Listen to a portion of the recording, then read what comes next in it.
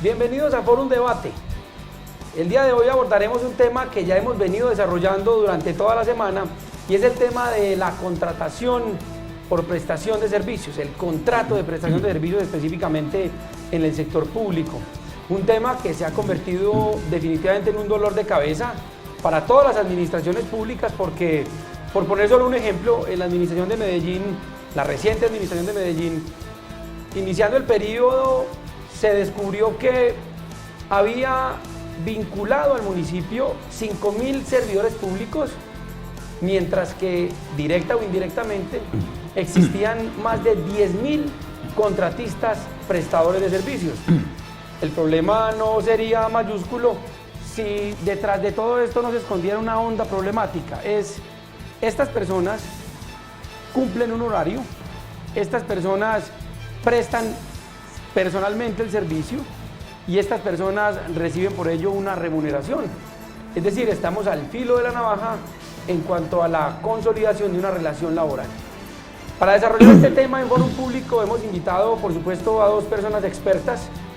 Es el doctor Luis Alonso Rico Puerta, profesor universitario, magíster, autor de múltiples obras en el campo del derecho administrativo, y el doctor Andrés Úsuga, abogado especialista, candidato a magíster, abogado litigante, consultor, un verdadero experto en el tema del derecho público.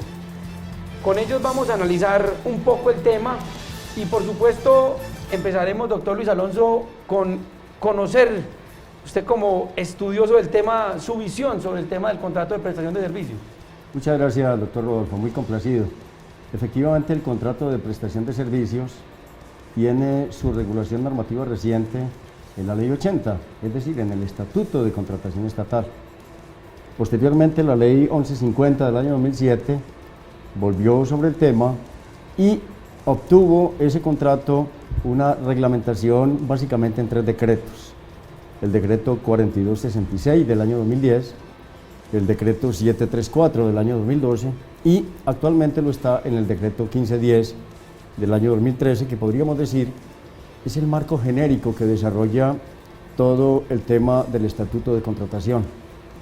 Habría que advertir que la filosofía que rige el contrato de prestación de servicios es esencialmente la de temporalidad, provisionalidad, para asumir funciones que no desplacen el objeto social de la entidad, pero que sirvan de apoyo a la actividad administrativa de la misma. En otras palabras, sí. En otras palabras, el contrato de prestación de servicios no puede constituirse en una nómina paralela porque desbordaría el marco legal que lo sustenta, que es justamente un tipo especial de contrato del Estado. Hay que advertir que el contrato de prestación de servicios no es un contrato referido expresamente a la Constitución, porque fue establecido como una modalidad del contrato estatal justamente en el artículo 32 de la Ley 80 del año 93. Doctor Luis Alonso, eso va a ser una de las problemáticas que vamos a abordar, pero me gustaría escuchar la opinión del doctor Úsuga, porque hace poco, extracámaras, comentábamos que muy bien, el marco normativo general es muy importante, pero la verdadera problemática se presenta en la parte operativa, es decir, muy bien, ¿y ahora cómo vamos a seleccionar al contratista? ¿Ahora cómo vamos a exigirle al contratista? Me decía usted que el tema del manual de contratación es fundamental para esta labor. En el manual de contratación, y muchas gracias por la invitación a ti, Rodolfo, y muy complacido de estar con nuestro maestro, doctor Rico. Efectivamente, es muy complejo para las entidades públicas de cómo traer esas normas, ese marco general, incluso antes del decreto de 2010, que es el primero que le da positivización a esa figura. Ha sido muy difícil para las administraciones públicas, después de la Constitución del 91 y después de la Ley 80 del 93, el cómo se lleva eso a cabo. ¿Por qué? Pues porque efectivamente las nóminas, incluso con la Ley 617, empezando el año 2000-2001, se congelaron las nóminas. Pero el mundo sigue avanzando. Si el mundo sigue avanzando, las labores al interior del Estado siguen creciendo. Entonces, por poner un ejemplo, se tendrá en una nómina que viene desde antes del año 2000, que está congelada, una persona que esté capacitada, por ejemplo, para Llevémoslo al tema de la propia contratación estatal. Para subir los pliegos de condiciones a una página web que ya lo obliga la ley, entonces, si no tenemos esa persona... Indiscutiblemente, pues en el 2002, 2003 no va a haber una persona, Exacto. porque el Internet pues además es una cosa muy reciente en el Exacto, país. entonces no hay una persona idónea para eso. ¿Qué le toca hacer a la administración? Pues vincular a alguien con esas características, esa idoneidad. Pero el verdadero problema no es ese. Usted la puede vincular. ¿Cómo la va a vincular? Si le va a pedir a la Comisión Nacional del Servicio Civil o al Departamento Administrativo de la Función Pública que le modifique la planta de cargos para poder vincular a esa persona, porque los contratos al interior de una administración pública pues van a seguir constantemente y no podrá asumir la administración que es simplemente, como lo decía el doctor Rico, un tema de temporalidad. La voy a contratar por un mes, por 2 meses, simplemente. No, necesariamente tendrá que haber alguien al interior de las administraciones con ese perfil específico para que siga haciendo una labor de esas y no el tema de la temporalidad. Y este ejemplo es buenísimo el que usted pone, porque digamos que me da pie a establecer sobre la mesa el siguiente punto de análisis. Bueno, yo elijo como, digamos, directivo de la administración pública vincular a esa persona que se va a dedicar a subir los pliegos de condiciones al sistema. Yo la vinculo y digo que la vinculo como contratista, prestador de servicios de apoyo a la gestión. Pero, ¿dónde está el límite entre la relación laboral y la relación contractual si la administración le exige a esa persona que vaya de 8 a 12 y de 2 a 6? Por ejemplo. Yo pienso que hay un desconocimiento grande por parte de los funcionarios públicos y creo que estos espacios que te agradezco, Rodolfo, son muy buenos para la pedagogía, precisamente para eso, para explicarle a la gente qué es cada cosa. Le doy la palabra al doctor Alonso. Gracias, doctor Andrés. Yo creo que realmente el tema del contrato de prestación de servicios, el punto central y crítico de ese contrato es el entendimiento de la subordinación. ¿Qué debe entenderse por subordinación en el contrato de prestación de servicios?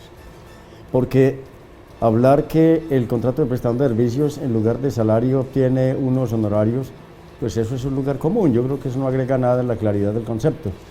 Yo creo que realmente lo que hay que determinar es qué ha de entenderse por subordinación.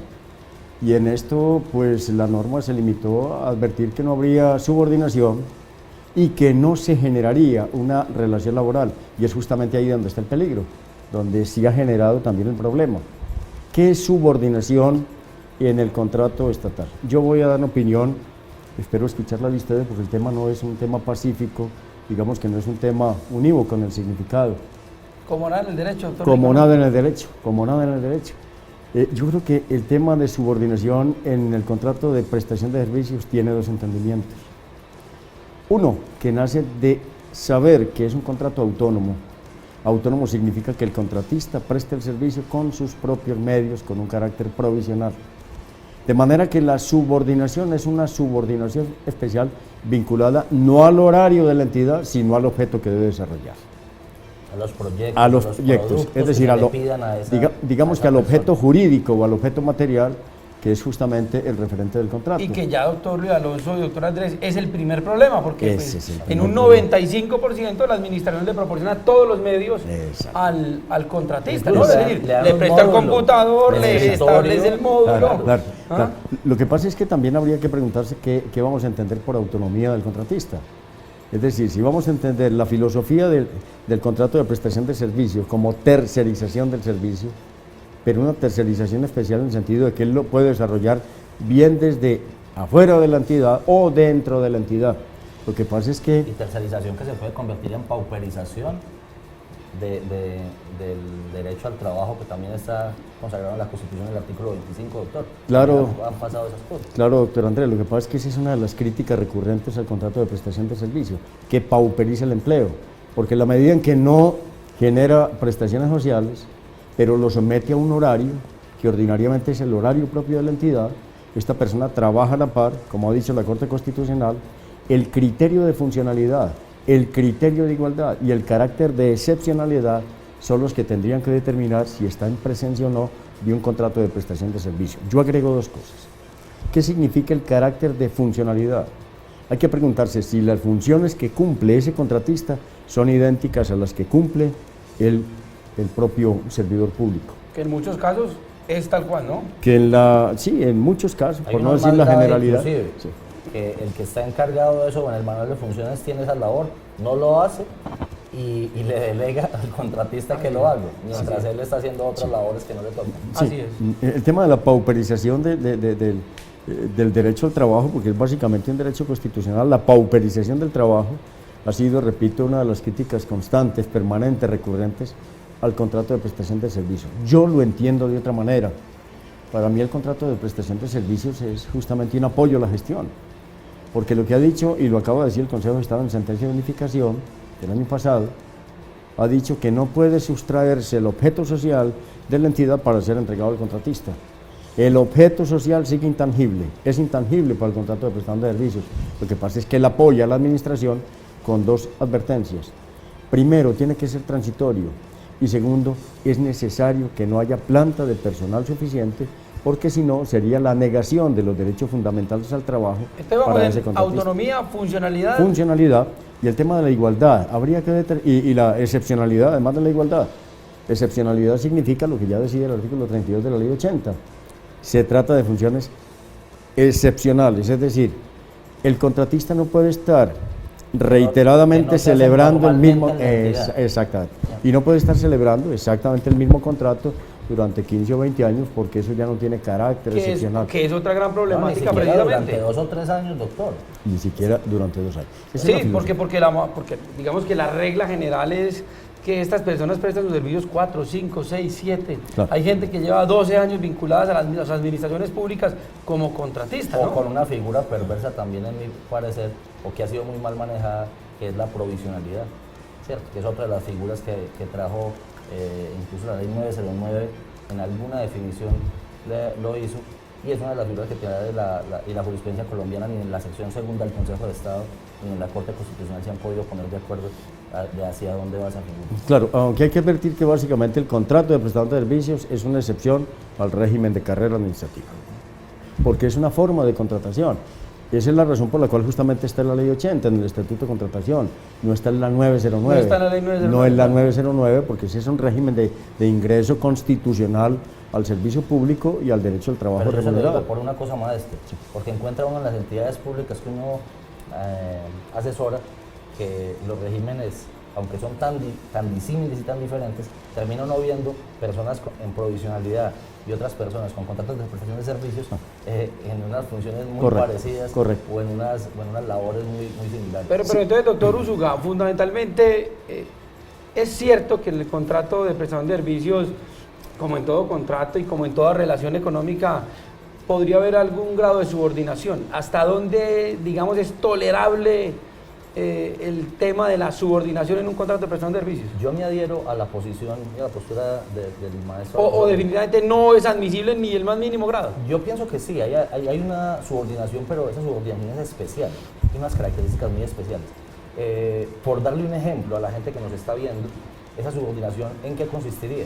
Hombre, si usted es, por ejemplo, el supervisor de ese contrato de prestación de servicios, que es lo más normal, entonces usted póngase de acuerdo con ese contratista de qué productos o qué proyectos le va a entregar durante el plazo que está concertado en el contrato, qué fechas, en qué fechas le va a entregar esos productos o a qué plazo se los va a entregar y con qué características.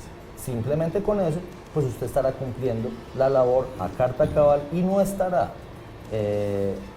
incurriendo en las situaciones que después llevarán al contratista en el momento en que se vaya a hacer una demanda ante la jurisdicción contenciosa administrativa, ante la jurisdicción ordinaria, para decir que hubo una relación laboral y que de hecho muchísima parte del presupuesto de las entidades públicas destinada a conciliaciones y a sentencias se van en este tipo de acuerdos, o de conciliaciones o de sentencias. Hace poco mencionábamos digamos, el carácter crítico de esta problemática, ¿cierto? Pero ¿qué hace una entidad pública, por ejemplo, cuando la ley le obliga a que sus gastos de funcionamiento no pueden superar el 20%? Correcto. Ley 617 específicamente. Por ejemplo, la ley le exige que no puede superar el 20% de los gastos en funcionamiento. Sin embargo, ese alcalde, esa alcaldesa, ese secretario de despacho, ese director de departamento necesita una persona que haga eso. Y no es una persona que podamos decir, váyase para la casa y haga lo que tiene que hacer, hágalo por sus propios medios, sino que en realidad el director del departamento, el jefe de la unidad lo necesita ahí. Entonces, es decir, estamos en una verdadera encrucijada para el funcionario público, sí, porque la ley misma, digamos, está en un sentido y la realidad definitivamente marcha en otro, doctor Luis Alonso. Sí, yo coincido con esa apreciación. Yo creo que la realidad redefine los conceptos legales. Esa pureza conceptual de la Ley 80 que habla de autonomía y de plena independencia, pues en la realidad queda subsumida en la necesidad misma del servicio. El alcalde, como usted lo dice, pues en condiciones generales no permite a un contratista que haga su trabajo desde la casa, sino que lo requiere, porque además el centro de decisión está en la administración municipal, no está en la casa del contratista. Y esa es la razón por la cual la propia necesidad ha llevado a que esa cierta autonomía del contratista se disminuya, no por el propósito deliberado de la entidad, sino por la propia necesidad del servicio. ¿Y cómo, doctor Úsuga, resuelve entonces el alcalde, la alcaldesa, el secretario este problema particularmente? Es decir, porque no podemos decirle simplemente, no, es que usted está obligado a cumplir la ley y punto. Y entonces el tipo dice, claro, yo estoy obligado a cumplir la ley, pero tengo otro problema muy grave y es, si yo me someto estrictamente a la ley, la administración no funciona.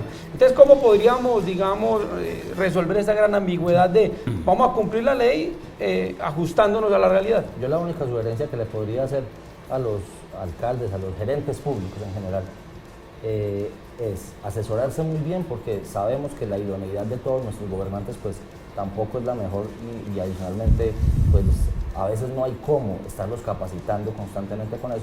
Entonces, tener unos muy buenos asesores jurídicos al interior de las administraciones, ¿para qué? Principalmente para cumplir ese sí, estrictamente el principio de la planeación contractual de cada entidad. Cuando se planean bien los contratos que se van a hacer, no solamente los de obra, no solamente los de servicios, no solamente los de bienes, sino también los de personal.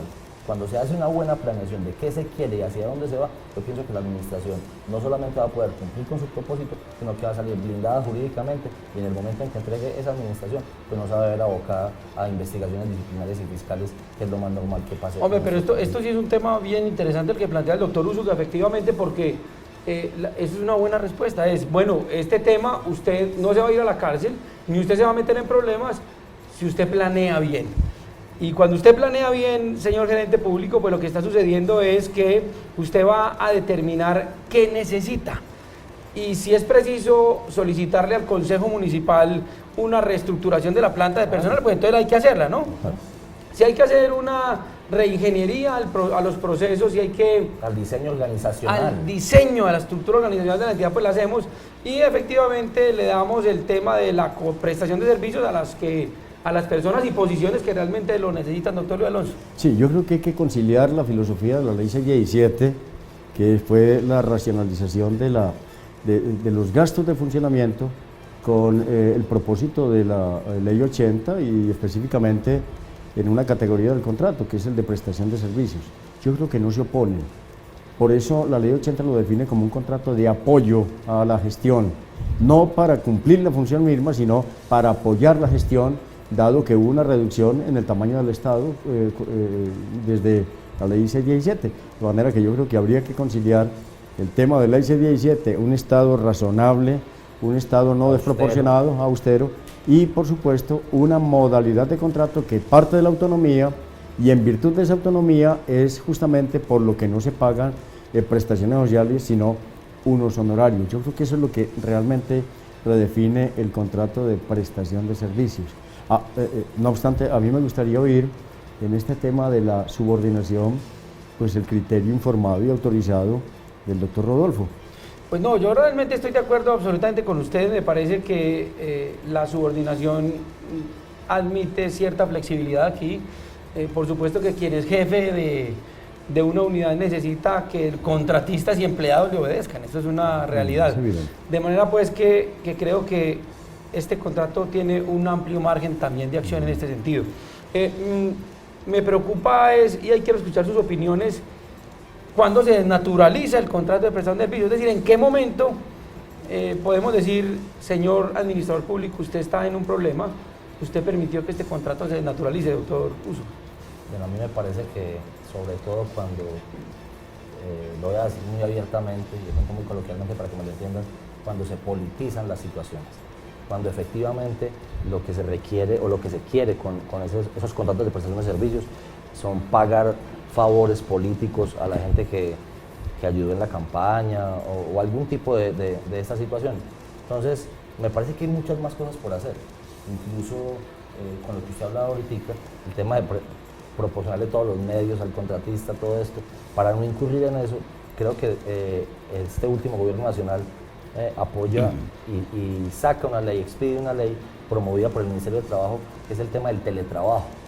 A mí me parece que se deben concertar muchas situaciones para poder que la administración pública trabaje mucho mejor. Pero el teletrabajo es una forma de vinculación laboral, ¿no? Exactamente, pero si se puede racionalizar los gastos de muchísima gente que usted tiene en la nómina, en los cargos, por medio del teletrabajo, entonces yo creo que también se va a compensar el tema de la planeación, sobre todo en el tema de personal. Es que fundamentalmente el problema, he observado yo en las entidades que he sido asesor jurídico, como abogado que me ha tocado atender juicios de responsabilidad fiscal y hasta de responsabilidad disciplinaria por este tema, el problema radica fundamentalmente en que el servidor público, el administrador público o el gerente público, como lo llamaba usted ahora, tiene que tomar la decisión de yo debo satisfacer esta necesidad de la administración, pero no puedo superar el 20% de los gastos. Y no tengo el personal idóneo al interior de mi planta de para cargos. hacerlo. De manera pues que entonces con esta situación él se ve abocado a vincular a esa persona, porque además la posibilidad que le brinda esta modalidad contractual es de decirle, bueno, esto no se lo vamos a trasladar al gasto de funcionamiento, sino que se lo vamos a trasladar al gasto de inversión. Entonces el administrador ya con eso, digamos que siente un respiro en el tema, y eso es lo que lo motiva muchísimo. Pero si los controladores que le hacen las auditorías pues piensan lo mismo, tienen el mismo criterio, porque también lo he visto en otras partes del país, si las contralorías tienen un criterio diferente a este que se planeó. Pero digamos que pues los órganos de control excepcionalmente cambian ese criterio, pero yo creo que, digamos que la realidad ha sido tan cruel que hasta los propios órganos de control han dicho, hombre... Ya se han flexibilizado un poco. Frente a ese punto. Sí, eso es cierto. Doctor Rico, ¿cuándo se desnaturaliza el contrato de prestación de servicios? Yo creo que jurídicamente, ¿cuándo se desnaturaliza? Sí, yo llamaría la atención sobre dos puntos. Yo creo que el punto de quiebre de la desnaturalización del contrato de prestación de servicios está en su temporalidad y está en la subordinación. No en la remuneración, porque finalmente la remuneración, pues si se logra configurar los elementos de la relación laboral, esa remuneración se transformará automáticamente en salario, en prestaciones sociales. Ustedes recordarán un fallo histórico, ya muy antiguo, de la Corte Suprema de Justicia, a mi juicio un fallo pionero en Colombia. Se presentó con un ingenio de alguna parte del país, en el que a un señor lo habían vinculado por periodo de prueba. Ese señor lo pusieron a firmar periodo de prueba por más de 20 años. No, pues, más de 20 años. Imagínese usted al punto por más de 20 llegó. años. Y finalmente el señor demandó. Alguna vez le dijeron que después de 20 años, pues la entidad estimaba que no había pasado la prueba. Este señor demandó y eso llegó a la Corte Suprema de Justicia, en la Sala de Casación Laboral. Yo creo que era un fallo histórico, que es un fallo que no obstante es bastante antiguo, pero sirve como referente para lo que voy a plantear. En ese fallo, la Corte Suprema de Justicia dijo que el periodo de prueba solo se firmaba una vez. Yo creo que entender el carácter temporal del contrato de prestación de servicios significa dos cosas. Primero, que el contrato de prestación de servicios es un contrato que tiene causal automática de terminación, el vencimiento del plazo. Eso significa contrato de prestación de servicios.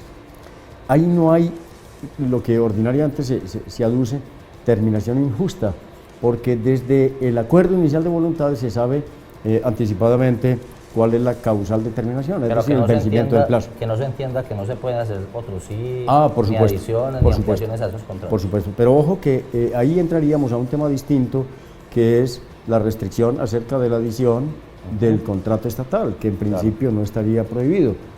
Y el segundo tema, que a mí me parece que es el punto de quiebre para determinar si se genera o no una relación laboral, en lugar de, o se degenera el contrato estatal en relación laboral, es el de la subordinación.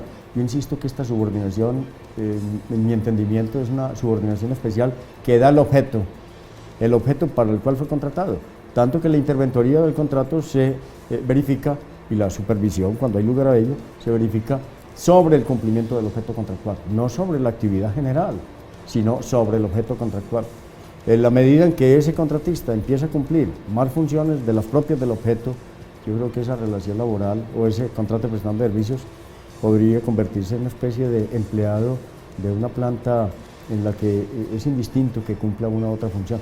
De manera que esos dos conceptos para mí son fundamentales, descontando, por supuesto, la prestación personal del servicio, que es tanto de una como de otra, pero básicamente esos serían los dos conceptos. Bueno, y esto tiene dos efectos fundamentalmente bastante, digamos, hondos. El primer efecto ya lo ha abordado el Consejo de Estado, y es del caso de una secretaria que estaba vinculada por contrato de prestación de servicios. Luego de cerca de unos 8 años, esa señora fue terminada en su relación contractual. La señora demanda al Consejo de Estado, y el Consejo de Estado hace una cosa. El Consejo de Estado ordena que se le indemnice, que se le paguen las prestaciones, salarios y demás elementos que constituyen sus garantías económicas laborales, pero no ordena que se vincule, porque como usted sabe, la relación con un empleado público es legal y reglamentaria. Sí. Entonces ahí viene el primer punto, y ojo con esto, administradores públicos. Se ordena la indemnización, no se vincula a la administración, y el problema no es solamente para la administración pública, porque el verdadero problema queda para el servidor público que toleró esta situación, que derivó que se generara una indemnización, y entonces de inmediato procede la acción de repetición, y es el propio servidor público el que va a responder con su patrimonio por permitir esa situación. Grave, ¿no, doctor Úsuga? Muy grave, me parece a mí, y efectivamente yo pienso que el mejor consejo que se le podría dar a los administradores públicos es simplemente mirar la Constitución, artículos 25, artículos 122, 123, por ahí, cuando uno está viendo cómo debe funcionar la función pública, cómo debe, así suena tautológico, cómo es que debe ejercerse la función pública y cómo se deben tener muy claramente determinadas las funciones, tanto de la gente que está en libre nombramiento y remoción, en carrera administrativa, si es un contratista, si es alguien de provisionalidad, y distinguir esas diferentes, esas diversas formas de vinculación con el Estado, pues para no generar después unos perjuicios que no solamente pues los pagará del bolsillo de la entidad, sino que eventualmente la acción de repetición vendrá contra el bolsillo propio de los servidores públicos. Se nos acaba el tiempo aquí en Fórum Debate, pero quiero terminar con una pregunta muy rápida y ojalá una respuesta muy rápida de un asunto que el día a día de la administración él lo debe enfrentar, el tema de la no liquidación del contrato de prestación de servicios. Doctor Úsuga y doctor Alonso, ¿qué pasa cuando no se liquida el contrato de prestación de servicios? ¿Qué efectos tiene? Bueno, yo pienso que pueden ser efectos muy nocivos para la propia administración, ya que efectivamente como contrato de la administración pública, pues tiene esas dos formas de hacerse, ¿cierto? Mutuamente los dos, o liquidarse unilateralmente. Me parece a mí que los efectos que eso podría traer serían efectos disciplinarios sobre la gente, el supervisor. Por el incumplimiento del deber legal, ¿no? Del deber legal del supervisor que tiene el contrato, y efectivamente pues el contratista o el que ya no es contratista y ya salió del Estado, pues también podría tener algún tipo de acción legal si hubo alguna falta en los pagos o desequilibrio, ¿no? O un desequilibrio contractual, como otro contrato consagrado en la Ley 80, como lo mencionaba el maestro. Doctor Luis Alonso. En materia de liquidación de contrato, yo tengo una opinión también muy personal, en el sentido de que aunque la Ley 80 no exige liquidar todos los contratos, para mí el acto de liquidación es un acto de paz y salvo presupuestal de la entidad.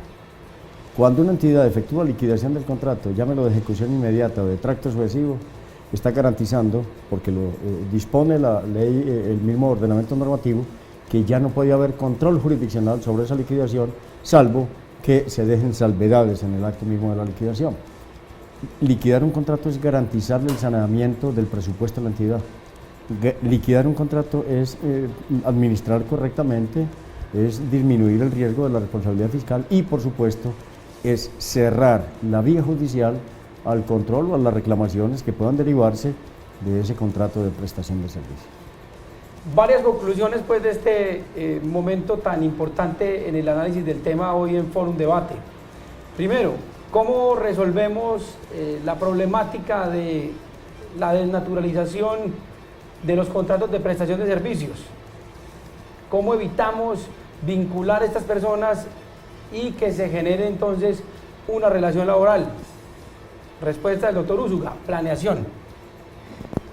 ¿Cómo logramos nosotros evitar incurrir en responsabilidades tanto para la entidad como para el servidor público, el administrador público? Lo dice el doctor Alonso Rico. Temporalidad. Respetar la temporalidad, respetar la existencia de una relación no basada en una dependencia o subordinación. Fórum Debate, entonces, cumple su papel, actualiza y analiza la problemática. Agradecemos a nuestros invitados el haber estado aquí con nosotros, esperamos pues volverlo a tener. Doctor Úsuga, muchas gracias. Muchísimas gracias a usted, doctor Rodolfo, y a todos los televidentes. Un gran saludo y que aprovechen estos espacios tan importantes de pedagogía. Doctor Luis Alonso, aquí estaremos porque estamos metidos en este maravilloso proyecto de Fórum Público, ¿no? Muy complacido, doctor Rodolfo. Muchas gracias y un saludo y un agradecimiento al doctor Andrés. Y a ustedes, queridos usuarios de Fórum, los esperamos en una próxima emisión de un tema que por supuesto será de su interés. Un placer.